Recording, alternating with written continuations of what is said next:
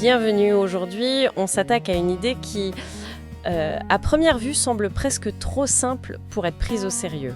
L'art de célébrer les petites victoires. C'est ça, on a l'impression d'entendre ça partout. Exactement. Mais on a devant nous une pile de sources assez dense pour en discuter.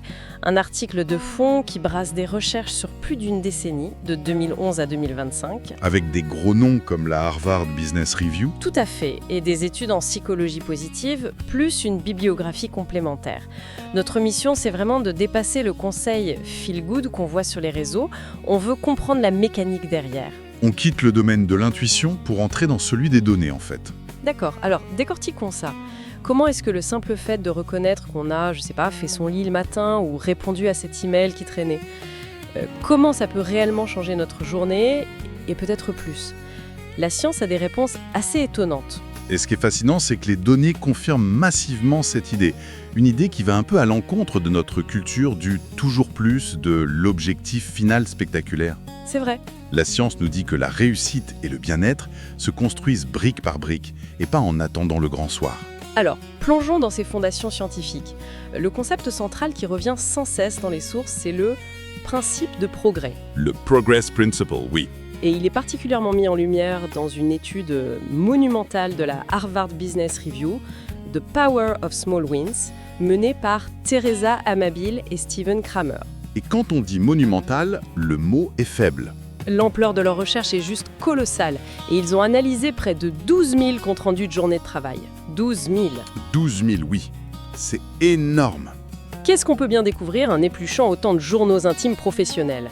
J'imagine qu'ils cherchaient à prouver l'impact des grosses primes ou de la reconnaissance managériale, non? C'est exactement ce que l'on pourrait penser. Et c'est là que réside la première grande surprise. Ah! L'hypothèse de départ de beaucoup de managers, c'est que la motivation est tirée par des facteurs externes majeurs. Le salaire, les bonus, la peur de l'échec. La carotte et le bâton en classique. Et subtil. C'est tout simplement le sentiment de progresser, même d'un millimètre, sur un travail qui a du sens. Attendez, ça veut dire que le sentiment d'avoir avancé sur un dossier, même un tout petit peu, peut avoir plus d'impact sur ma journée de demain que la promesse d'une prime en fin d'année? Sur la motivation intrinsèque, la créativité et l'engagement au jour le jour. Absolument. C'est fou. Les jours où les participants rapportaient ne serait-ce qu'un petit pas en avant, leur humeur était meilleure, mais surtout, leur créativité et leur capacité à résoudre des problèmes le lendemain étaient objectivement plus élevées. Donc le progrès n'engendre pas seulement de la satisfaction. Il engendre plus de progrès. C'est une boucle vertueuse. Ça apparaît presque trop simple pour être vrai. Est-ce qu'on parle juste de se sentir bien ou y a-t-il un mécanisme plus profond, quelque chose de biologique à l'œuvre? On est en plein dans le biologique. Ce n'est pas juste une idée abstraite. D'accord. Quand on reconnaît consciemment un succès, même minime, on active le circuit de la récompense dans notre cerveau.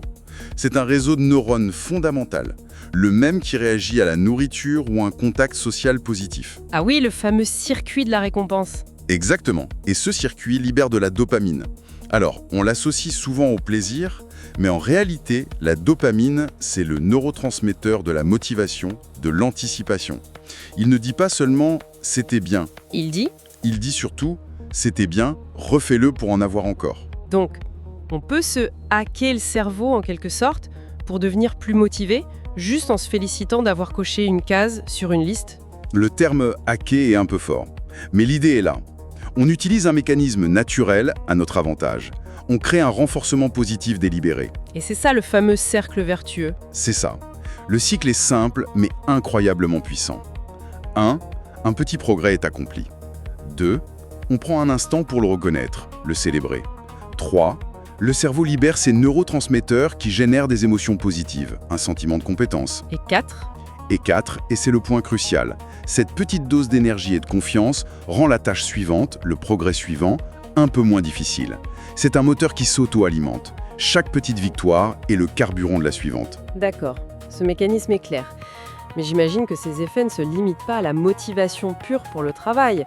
Qu'est-ce que ça change sur notre état d'esprit général, notre bien-être, notre façon de gérer les coups durs? Exactement.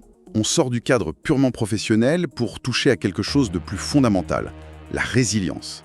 La résilience, d'accord. L'une des sources parle d'un véritable effet boule de neige sur la confiance en soi. Notre identité n'est pas figée, elle est la somme des histoires qu'on se raconte sur nous-mêmes. Et ces histoires sont basées sur des preuves. Hmm. Si chaque jour vous accumulez la preuve que vous êtes quelqu'un qui avance, quelqu'un qui accomplit des choses, eh ben votre perception de vous-même se transforme. Vous ne vous définissez plus par vos grands échecs ou vos objectifs lointains, mais par votre progression constante. C'est l'idée de passer de « je suis pas encore arrivé » à « regarde tout le chemin que j'ai déjà parcouru ». Précisément. Et ça change tout face aux grands objectifs qui peuvent être paralysants. L'analogie du château Lego utilisée dans les notes est parfaite pour ça. Ah oui, j'ai adoré cette image. Regarder la boîte avec le château de 5000 pièces est intimidant.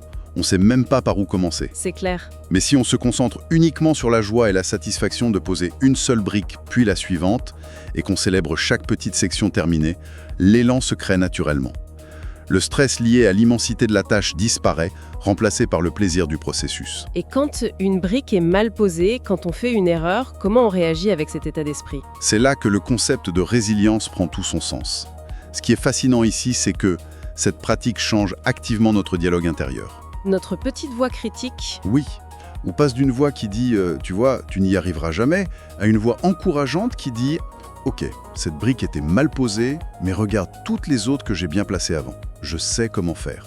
Reprenons. » D'accord. Les petites réussites passées deviennent des points de repère, des balises de compétences. L'échec n'est plus une preuve d'incompétence, mais une simple information, une étape.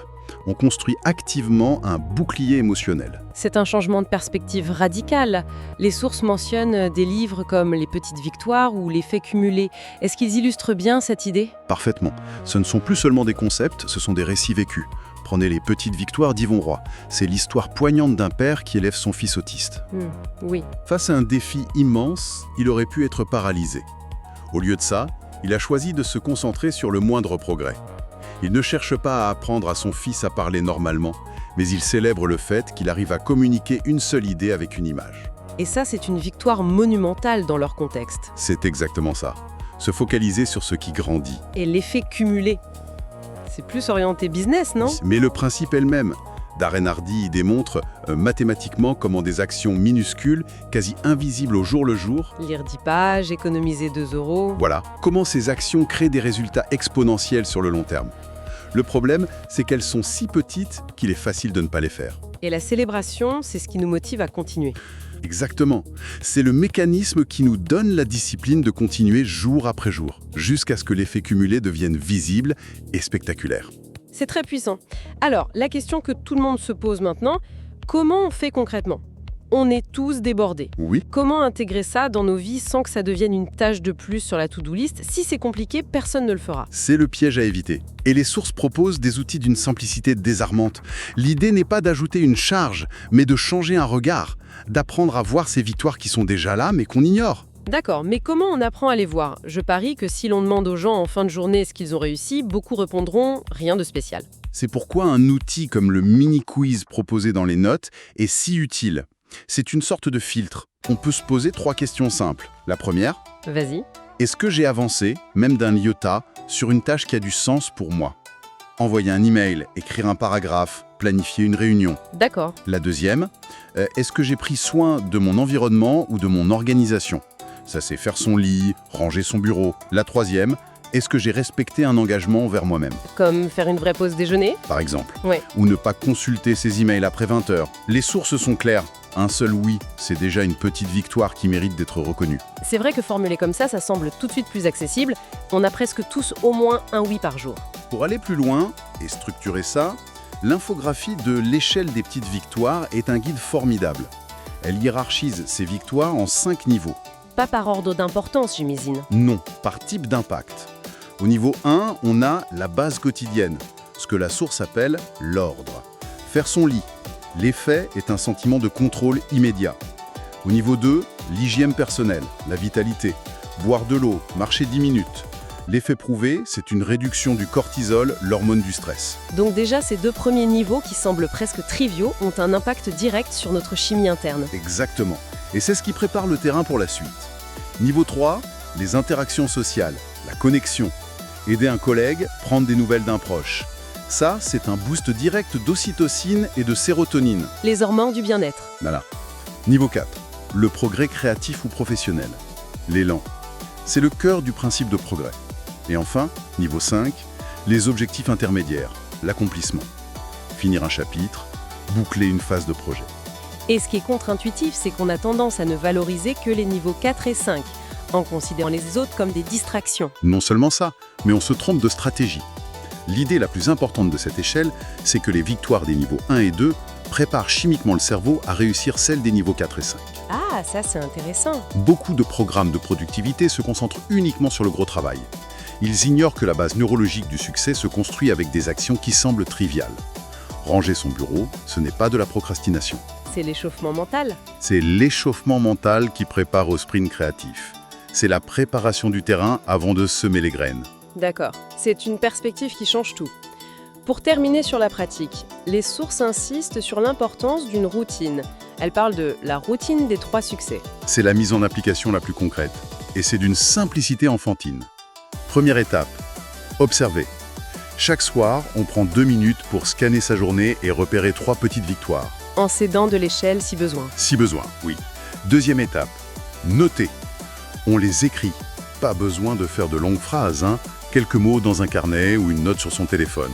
L'acte physique d'écrire ancre la reconnaissance. Et la 3e étape, C'est la plus importante et la plus souvent oubliée. Célébrer. c'est-à-dire Il faut associer consciemment une micro-récompense. Ça ne veut pas dire sabrer le champagne. D'accord. Ça peut être savourer un thé, écouter une chanson qu'on adore, ou simplement fermer les yeux, sourire et se dire intérieurement « bien joué ». C'est cet acte qui verrouille l'apprentissage dans le cerveau.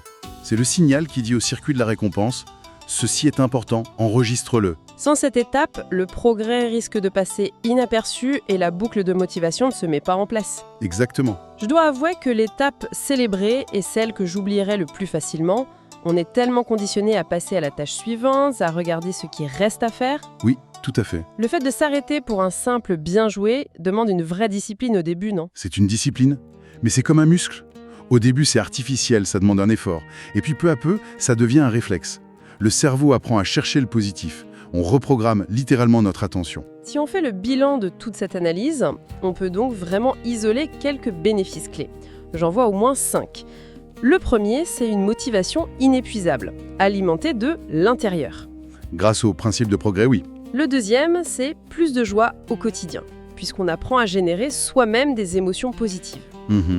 Troisièmement, moins de stress, parce qu'on transforme les montagnes paralysantes en collines franchissables. Quatrièmement, une meilleure résilience.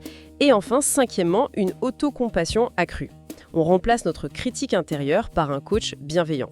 C'est une synthèse parfaite. Ces 5 points montrent qu'il ne s'agit pas d'une astuce, mais d'un changement de système d'exploitation mentale. Un changement de système d'exploitation. J'aime bien cette image. C'est une approche fondamentalement différente de la réussite et du bien-être. Alors, qu'est-ce que tout cela signifie au final, Sam ? Peut-être simplement que le bonheur et la réussite ne sont pas une destination lointaine, mais la manière même dont on parcourt le chemin. C'est une très belle façon de le dire. Et célébrer les petites victoires serait la recette gratuite et universelle pour rendre ce chemin plus motivant, plus joyeux et paradoxalement plus efficace. C'est une conclusion très juste. Et ça ouvre sur une dernière pensée pour continuer la réflexion. Je t'écoute. Jusqu'à présent, notre discussion s'est concentrée sur nos propres petites victoires. Une démarche individuelle, essentielle. Oui. Mais cela soulève une question importante. Quel serait l'impact si l'on commençait à appliquer ce principe aux autres ? Si l'on prenait systématiquement l'habitude de remarquer et de célébrer activement les micro-progrès de nos collègues, de nos partenaires, de nos enfants. Chaque jour, un petit pas en avant de son équipe, la dynamique d'une relation, la culture d'une entreprise ou même l'ambiance d'une famille changerait-elle ? Et de quelle manière ?